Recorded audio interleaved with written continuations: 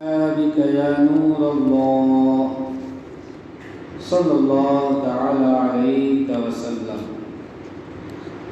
نويت سنة الاعتكاف. الحمد لله رب العالمين والصلاة والسلام على سيد المرسلين. أما بعد فأعوذ بالله من الشيطان الرجيم. بسم الله الرحمن الرحيم. نماز نہ پڑھنے کے آزامات. درود شریف کی فضیلت.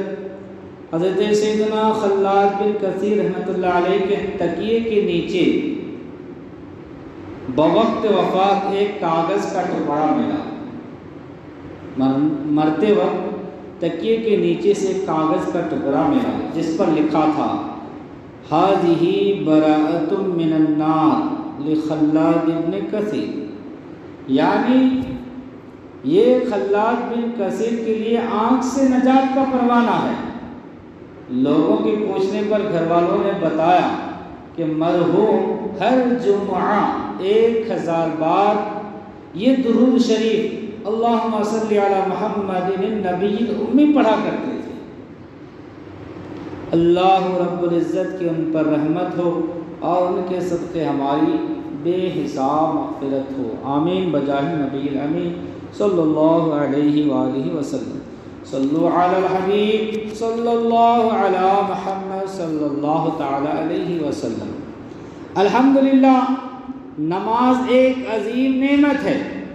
جو پابندی سے پڑھے گا وہ جنت کا حقدار ہوگا، اور جو فرض نمازیں نہیں پڑھے گا وہ عذاب نار کا حقدار بنے گا.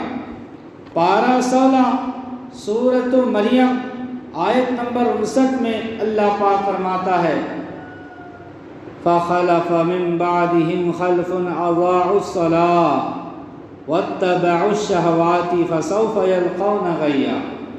ترجمہ کرسنیمان، تو ان کے بعد ان کی جگہ وہ ناخلف آئے جنہوں نے نمازیں گنوائیں اور اپنی خواہشوں کے پیچھے ہوئے، تو ان قریب وہ دوزخ میں غی کا جنگل پائیں گے.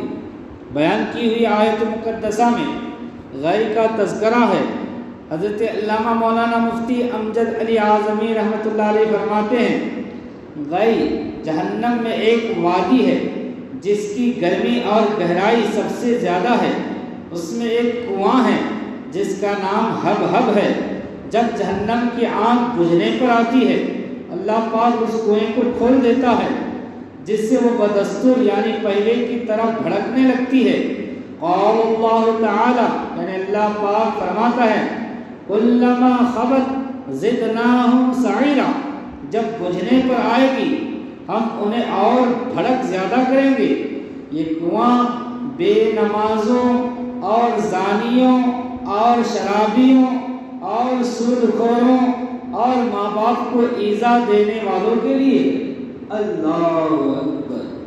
اے عاشقان رسول، خوف خداوندی سے لرز اٹھو اور گھبرا کر جلد اپنے گناہوں سے توبہ کر لو. بیان کی ہوئی روایت میں بے نمازیوں، شرابیوں، زانیوں، سود خوروں اور والدین کو ایذا دینے والوں کے لیے درس عبرت ہے.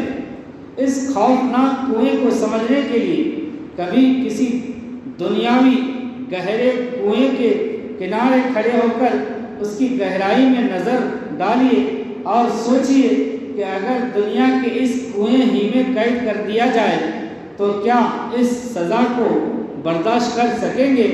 اگر نہیں اور یقیناً نہیں تو پھر جہنم کے خوفناک کنویں کا عذاب کیوں کر برداشت ہو سکے گا؟ حضرت سیدنا عبد الرحمن بن یزید بن جابر رحمۃ اللہ علیہ فرماتے ہیں ایک مرتبہ میں نے حضرت سیدنا یزید بن مرسد رحمۃ اللہ علیہ سے پوچھا میں نے آپ کو ہمیشہ روتے ہی دیکھا ہے، آخر آپ اتنا کیوں روتے ہیں؟ فرمایا آپ یہ سوال کیوں کر رہے ہیں؟ میں نے کہا اس امید پر کہ شاید مجھے کوئی نصیحت آمیز جواب ملے.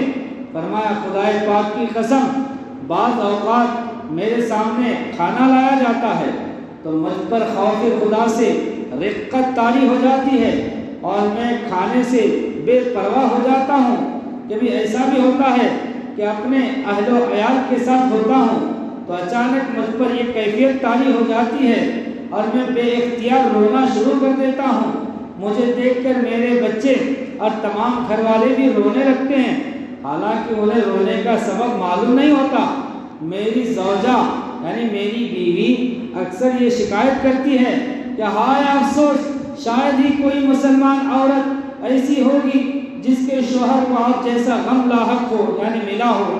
میں تو آپ کی محبت کو ترستی رہ گئی ہوں، آپ پر کبھی ایسی خوشی ہی طاری نہیں ہوتی جسے دیکھ کر میری آنکھیں ٹھنڈی ہو۔ میں نے پوچھا آخر وہ کون سی چیز ہے جس نے آپ کو اس قدر غمگین و خوفناک بنا دیا ہے؟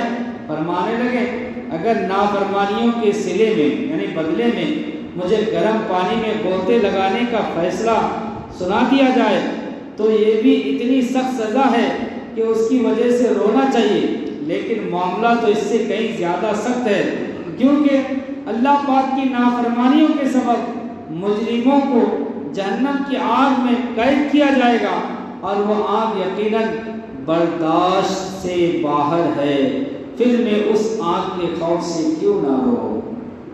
میرے اشک بہتے رہے کاش ہر دم تیرے خوف سے یا خدا یا الہی، تیرے خوف سے تیرے ڈر سے ہمیشہ میں تھر تھر رہوں کانپتا یا الہی۔ مسلمان ہے عطار تیری عطا سے ہو ایمان پر خاتمہ یا الہی۔ صلو علی الحبیب صلی اللہ تعالی علی محمد۔ یا الہ العالمین، تو اپنے